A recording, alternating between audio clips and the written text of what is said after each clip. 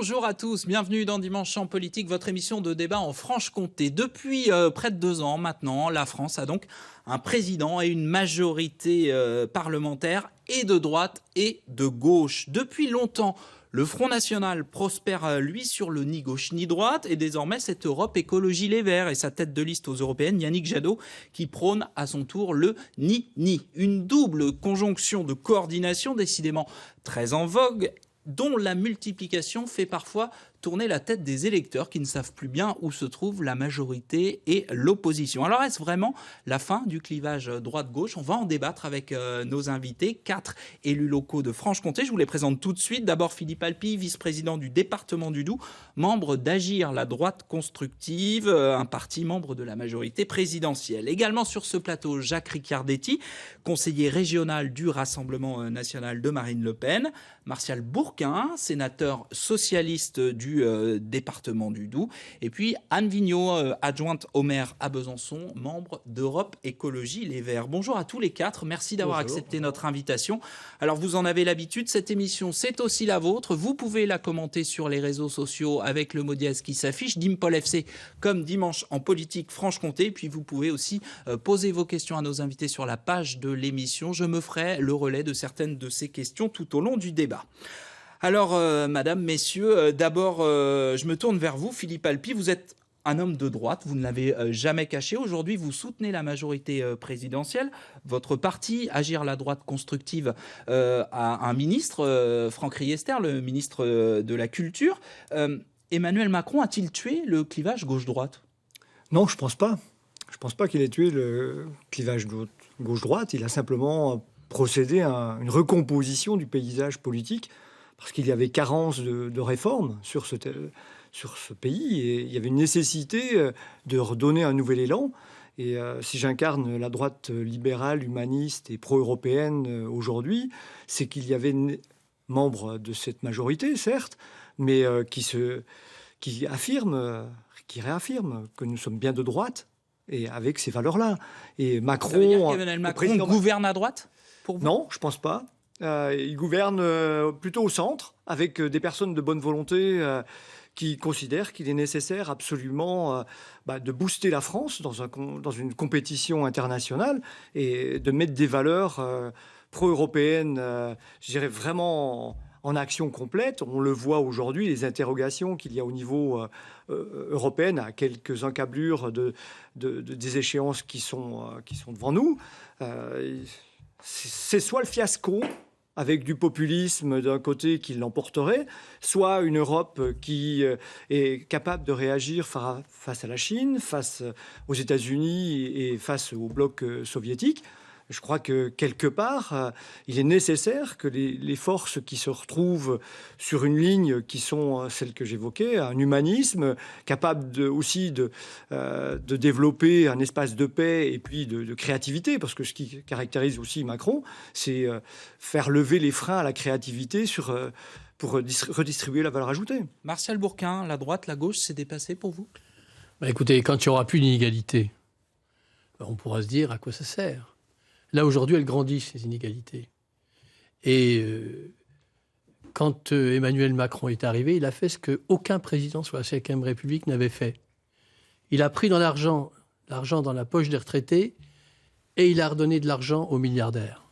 Si ça, c'est pas une politique inégalitaire, politique vraiment très à droite, je ne comprends plus rien. En tout cas... On oublie une chose. Très à droite, Martial Bourquin, mais qui a séduit d'anciens socialistes, certains anciens de vos camarades. Il y a eu dans la campagne, je pense que le macronisme, comme on le disait tout à l'heure, a commencé sous François Hollande, quand il est devenu ministre.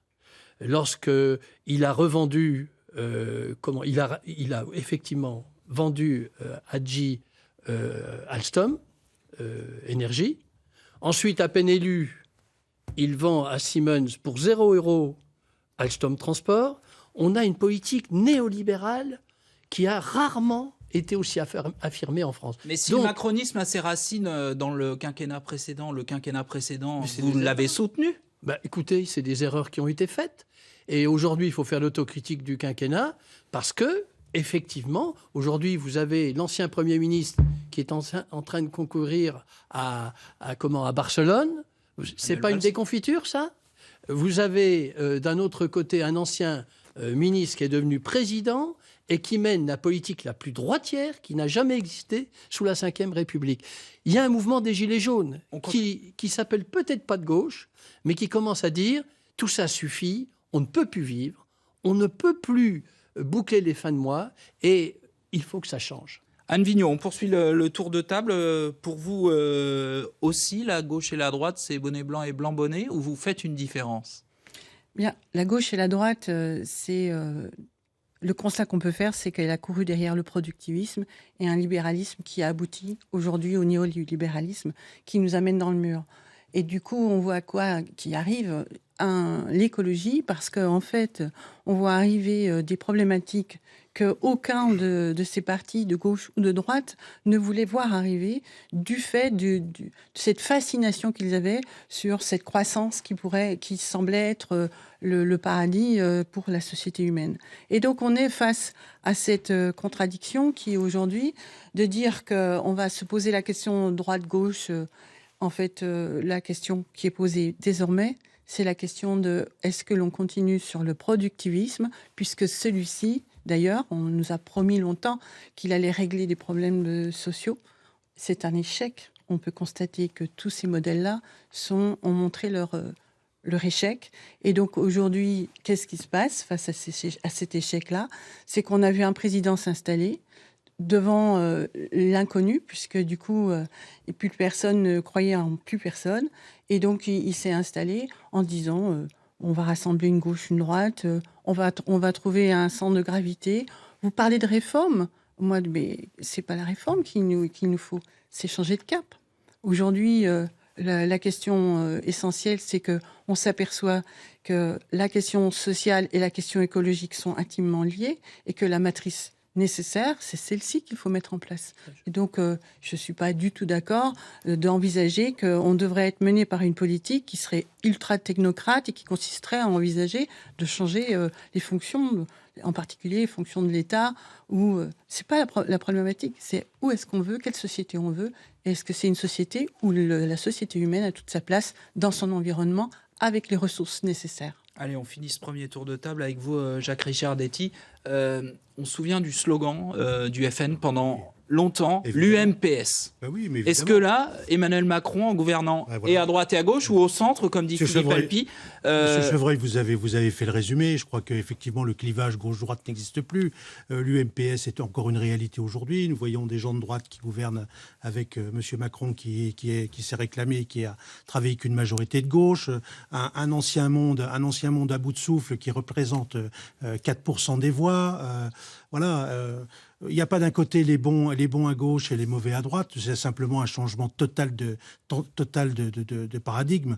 On est aujourd'hui dans un clivage qui n'est plus du tout de gauche ni de droite, issu des blancs et des rouges quasiment à la fin de l'Ancien Régime. On est simplement maintenant dans un clivage très, très clair et très net entre les nationaux et les mondialistes. Le problème, il est celui-là. Il y a une recomposition des chapelles, d'aucuns disent des églises, moi je dirais des égaux, parce que faut bien défendre chacun ses précarés et voir ses mandats, mais le vrai problème, il est là. Il est ni à gauche ni à droite.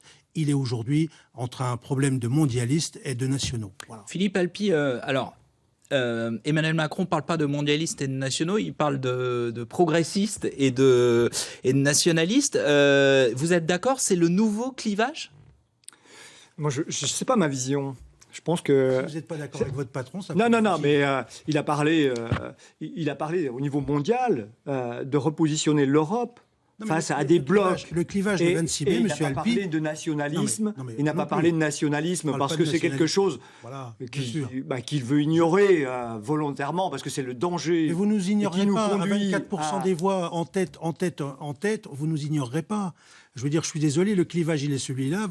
Votre patron, M. Emmanuel Macron... c'est pas mon patron. Écoutez, vous faites liste commune avec eux. Moi, je veux bien essayer de comprendre. Vous siégez dans des majorités, vous siégez dans des conseils départementaux, voire régionaux, parce que je connais ça aussi, qui se disent dans l'opposition. Vous êtes dans la majorité parce que votre agir est la droite constructive est dans la majorité. Si vous voulez bien, même plus personne n'y reconnaît plus personne.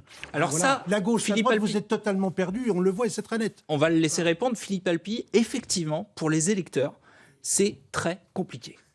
C'est très compliqué. Je pense que quand on a des enfants, et c'est mon cas, 4 enfants qui œuvrent dans des métiers fort différents, ils ont besoin d'avoir des perspectives d'une Europe stabilisée. Ils ont besoin aussi de voir qu'est-ce qui fera, quel espace de créativité on va leur laisser. On a parlé de productivisme. Je voudrais répondre à Anne. Simplement, moi, je ne suis pas du tout pour le productivisme à outrance. Je suis agriculteur de métier et j'en connais les limites du productivisme. Et je crois que c'est bien par la créativité et le respect de la terre qui nous est donné, je dirais, de respecter, qu'on donne aussi une perspective d'avenir pour nous, les hommes. Et je parle de créativité, je parle pas de productivisme. Et au travers de la créativité, je suis aussi une personne qui vient de l'associatif et du social pour de la redistribution. Je crois que là aussi, il ne faut pas non plus... Martial est peut-être à l'effort en disant que Macron n'a jamais vu, je dirais, dessiner un paysage politique aussi, je dirais, la richesse d'un côté, la pauvreté de l'autre. Non, Premier de Corneille, c'est lui qui l'a inventé. On a hérité d'une situation... Exactement. Moi, je suis plus critique que cela. On a hérité d'une situation de 30 années de non-réforme fondamentale. Ça, c'est l'argument tarte à la crème. Non. J'étais acteur. C'est pas tarte à la crème. Des majorités auxquelles vous avez participé aussi. Alors, Martial, on va laisser répondre Martial Bourquin. Et je l'assume. Alors, je l'assume. On va se parler franchement. Ça fait un certain temps que on mène une politique en Europe et dans le monde qui vise à faire en sorte que le néolibéralisme devienne la règle. C'est-à-dire, Mme Thatcher, M. Reagan ont mis ça en place. Et Emmanuel Macron est un disciple de Thatcher et de Reagan. Regardez voir ce qui se passe sur ADP, Aéroport de Paris. Osez privatiser une belle entreprise comme celle-là, qui ramène 174... Qui a privatisé l'aéroport de Toulouse, Mais justement, c'est une erreur. Et il faut revenir en arrière. Vous avez vu que la Cour des comptes le dit. Et c'était déjà Emmanuel Macron. Oui, mais membre d'un gouvernement et d'une majorité que vous-même avez soutenu. Mais c'était déjà lui. Alors, aujourd'hui, on continue l'erreur ? Eh bien, il la continue. Comme il n'a pas donné Vinci à Notre-Dame-des-Landes, il va donner Vinci, il va donner ADP à Vinci. Ça peut plus durer. C'est la politique de l'argent. C'est la politique qui fait 9 millions de pauvres en France. Si on ne change pas ça, ils viennent au pouvoir. Et moi, je ne veux pas qu'ils viennent au pouvoir. Là, je précise pour ceux qui n'ont pas le plan large, en fait, vous désignez du doigt Jacques Ricardetti du Rassemblement national. Je ne veux pas de la Hongrie. Je ne veux pas de la Hongrie, je ne veux pas de la Pologne. Et pour faire ça, il faut changer de politique de cap. Il faut faire une politique plus sociale, plus redistributive, plus écologique. Est-ce que c'est pas facile, quand on a été au pouvoir 5 ans, de dire il faut tout changer, alors que finalement, vous avez eu le pouvoir. On n'a pas le droit, à un moment donné, de dire il y a eu des erreurs et de vouloir changer. On n'a pas le droit de le faire. Pourquoi on n'aurait pas le droit de le faire ? Parce qu'on a vu que ça ne marchait pas. Parce que justement, dans le bilan du quinquennat de Hollande, il y a ce néolibéralisme qui a poussé en plein milieu et qui ensuite est devenu la règle. Eh bien, je vous le dis, franchement, si on continue en France avec soit Macron, soit quelqu'un d'autre qui mène ces politiques néolibérales, ça sera l'extrême droite qui prendra le pouvoir en France. On aura tout gagné. L'extrême droite, si vous voulez bien, c'est terrible. C'est le repoussoir facile parce que vous voyez, on était tout près de vous. Regardez voir ce qui se passe avec Orban. Regardez voir ce qui se passe en Pologne. Je reviens sur Aéroport de Paris. On n'a pas vu en Pologne, on apprend à tirer dans des bois des gosses de 6-7 ans. Je reviens sur Aéroport de Paris parce que là, on est tout proche, Monsieur Bourquin. Là, on vous suit. Privatiser Aéroport de Paris, comme on a privatisé l'aéroport de Toulouse, on le disait déjà à l'époque, quand vous le disiez pas sous le gouvernement Hollande, parce que c'était votre gouvernement. Nous, on est avec vous. Donc, c'est bien pour ça que le clivage gauche-droite n'existe pas. Mais bien sûr que si. Bien sûr que non. Un commentaire de Bernard qui nous dit c'est un clivage ou un clonage. Anne Vigneault. C'est un clonage. C'est un clonage, je le dis parce que, je répète, la question c'est le productivisme et la façon dont, du coup, on a lancé l'ensemble de nos sociétés humaines à aller sur toujours plus plus de production, plus de croissance et aussi, du coup, plus d'individualisme, parce que tout est associé. Et avec cet individualisme, on a on a démoli la solidarité.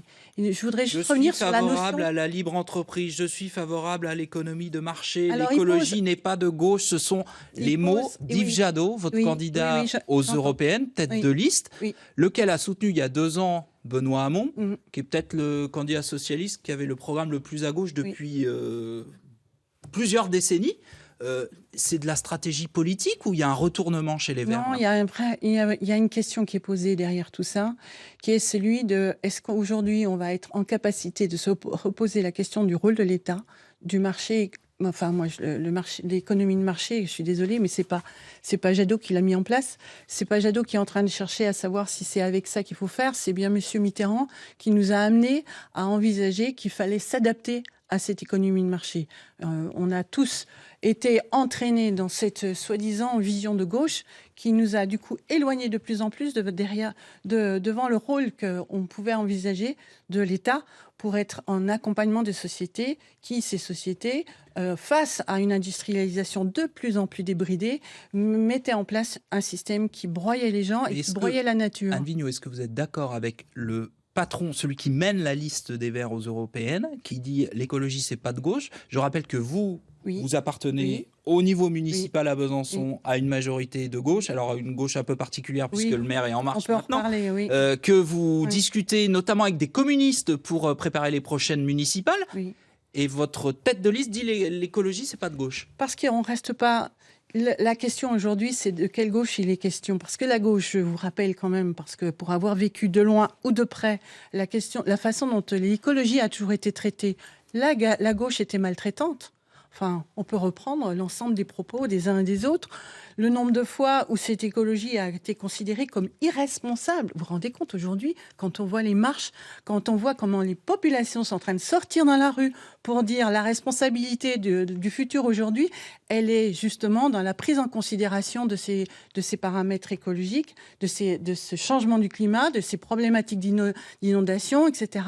C'est là que, vous vous rendez compte, on traitait les écologistes d'irresponsables, et la gauche comme la droite. Donc la question, c'est pas de savoir si c'est la gauche ancienne, c'est de savoir aujourd'hui comment on va envisager une production qui va permettre à tout le monde de vivre dignement. Parce que la dignité, on s'en éloigne tous les jours. Et le néolibéralisme fait fi de la dignité humaine et en particulier de l'emploi. Philippe Alpi, Blandine nous dit, de toute façon, ils n'ont qu'une idée en tête, leur intérêt personnel.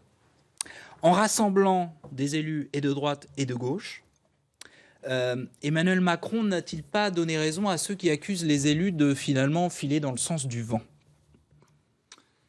Alors, mon parcours qui est un peu atypique, puisque j'ai fait 25 ans de vie associative dans le domaine de l'accompagnement des personnes, et particulièrement le service à la personne et des responsabilités nationales, m'ont amené à observer droite et gauche au pouvoir, et tout en ayant une fibre de droite que j'assume pleinement, dire qu'on pense qu'à nous-mêmes, dans notre destin ou autre, souvent les élus, on nous renvoie, c'est des élus, ils ont une indemnité. Et ils font carrière. Ils font carrière. Qu'ils viennent partager avec nous les responsabilités que l'on a les uns les autres, mais avec les mains dans le cambouis, c'est-à-dire pour les différentes actions qu'on porte. Moi, je suis prêt à prendre... Non, mais ce qu'il y a derrière, c'est que, en gros, certains ont retourné leur veste, se sont assis sur les valeurs qu'ils défendaient quelques mois auparavant pour rejoindre le président de la République largement élu. Je partage. Complètement. Oui. Alors, à gauche, on partage, voilà. Vous, qu'est-ce que vous en pensez, Philippe Alpi? Moi, j'en pense sincèrement. À un moment, j'étais séduit. Je me suis posé sincèrement la question à un moment. Je le dis, j'assume. Parce que je pense qu'à un moment, on avait rendez-vous avec l'histoire, se dire, est-ce que oui, on peut apporter une contribution avec les valeurs que nous portons, c'est-à-dire un humanisme sincère, et pour infléchir certaines choses. Moi, le néolibéralisme, vous savez, ceux qui sont sur les ronds-points, les gilets jaunes, vous pouvez leur raconter ce qu'ils veulent. Ils parlent de choses très concrètes, qui sont leur vie au quotidien, qui sont dans des centres hospitaliers, qui sont dans l'usine et autres. C'est des choses simples auxquelles il nous faudra répondre rapidement. Rapidement. Ce n'est pas de parler de la politique en général. Quand on est responsable, vice-président dans une collectivité comme le département, c'est l'espace des solidarités humaines et territoriales. on a en face de nous, et je peux vous l'assurer, on a en face de nous des gens simples qui n'ont qu'une attente, qu'ils soient respectés dans les missions qu'ils portent. Donc le pragmatisme. Martial Bourquin, pas... elle est pragmatique, la majorité? Franchement, c'est pas du pragmatisme. Ils sont arrivés, il l'a dit. Je ferai sauter le code du travail. Il a fait sauter le code du travail.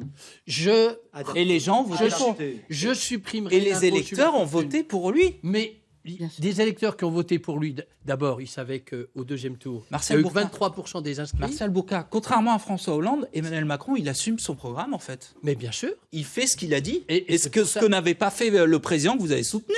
Ce que je veux dire, tout simplement, c'est qu'effectivement, ceux qui l'ont suivi savaient qu'il ferait sauter le code du travail, savaient qu'il retirerait l'impôt sur la fortune. Ce qu'il n'avait pas dit, c'est qu'il prendrait dans la poche des retraités. Mais l'APL, il l'a baissé. Oser retirer 6 € par mois à des gens qui n'ont rien. Et avec cet argent-là, faire un plan pauvreté. Mais on est où? Alors, ce que je veux dire, c'est que si jamais on se met à parler des tournures, des postures, on est complètement à côté. Le vrai problème, c'est ce qui a été abordé tout à l'heure. Quelle politique est nécessaire en France, en Europe et dans le monde? Et en France... Et vous avez dit... Emmanuel Macron gouverne à droite toute. Vous vous rendez compte qu'on est champion du monde, la France? Champion du monde des dividendes redonnés aux actionnaires. On dit qu'il n'y a pas de moyens. On nous dit qu'on a une dette et du niveau terrible. d'imposition et des... On est champion du monde des dividendes. On passe devant les Américains, on passe devant les Allemands. Et qu'est-ce qu'on fait? Au lieu de se doter d'une politique de redistribution, mais aussi de reconversion écologique de notre économie, eh bien, on ne le fait pas. Et on prend sur les plus pauvres et on met en place des inégalités que nous n'avons jamais connues. Moi, je reviens sur le thème. Le thème. Vous êtes tous très accrochés, très accrochés à votre droite, à votre gauche. Moi, je vous dis. Et vous, selon vous, il gouverne où, Emmanuel Macron? Il gouverne pour ceux qui l'ont mis au pouvoir, c'est-à-dire pour les dividendes, comme l'a dit M. Bourquin, pour l'ultralibéralisme, pour le mondialisme, et au détriment de la nation et des nationaux. Voilà. Moi, je reviens à ça. Le vrai clivage, c'est celui-là, c'est la nation. C'est la nation qui protège, c'est la nation qui fait respecter votre identité, c'est la nation qui assure le social. Voilà. Pour moi, le vrai clivage, c'est celui-là. C'est la nation. Il n'est pas à droite, il n'est pas à gauche. La nation, elle n'est ni de droite ni de gauche. Voilà. C'est très clair. Moi, j'étais hier soir à Belfort. Je co-animais une réunion pour les Européennes. Jeudi soir. Je précise, cette émission est enregistrée, donc c'était pas samedi soir. Allez-y, continuez. Voilà. Je voulais pas vous couper, excusez-moi.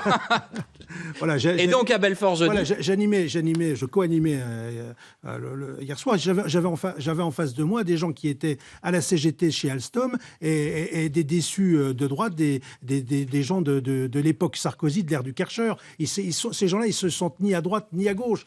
C'est des gens qui ont envie d'être protégés, ils ont envie d'être maîtres chez eux et ils ont envie que le social les serve eux. C'est dépassé, la gauche et la droite, Anne Vigneault. Ce qui est dépassé, plus que dans vos têtes. Il n'existe que dans vos têtes. Dans nos têtes. Et dans vos mandats. Enfin, je ne sais pas donc ce que vous avez dans votre tête à vous, mais ce que je vois, c'est que la nation, je ne sais pas comment elle va pouvoir continuer à protéger si on ne considère pas que, en fait, et les marches qui ont eu lieu vendredi, eh bien, ces marches-là et celles qui ont lieu aussi samedi, les gens sont dehors parce qu'en fait, ils ont pris conscience, les citoyens, que la problématique, elle ne va pas rester au niveau de la nation. Hein. Elle est globale. C'est bien un problème international qui se pose, d'où là d'ailleurs les questions européennes qu'il va falloir aborder.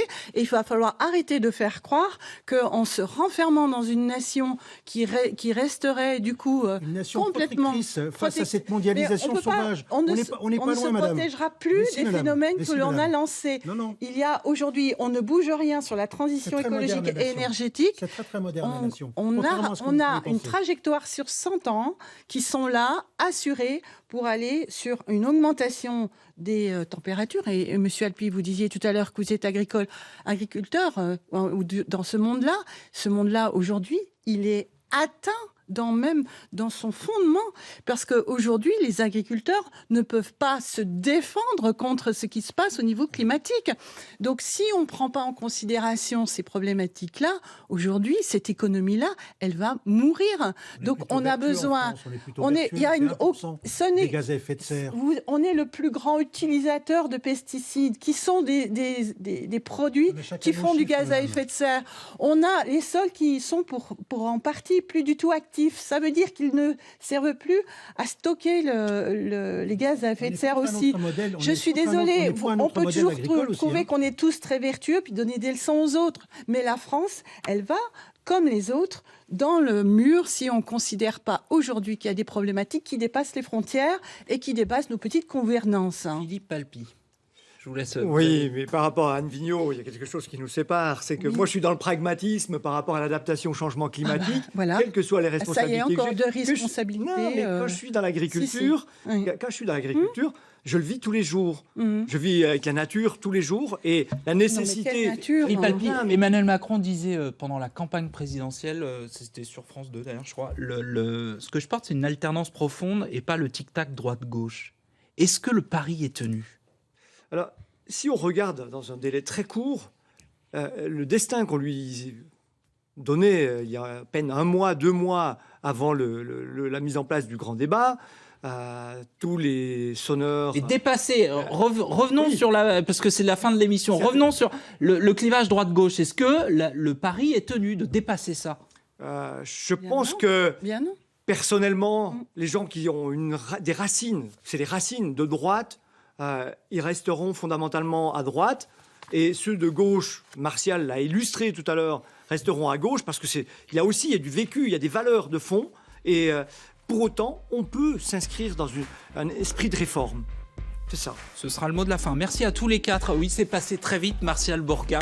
Merci à tous les 4 d'avoir participé à cette émission. Dans un instant, Dimanche en politique continue avec Marine Le Pen, invitée de Francis Letellier. Bon dimanche à tous.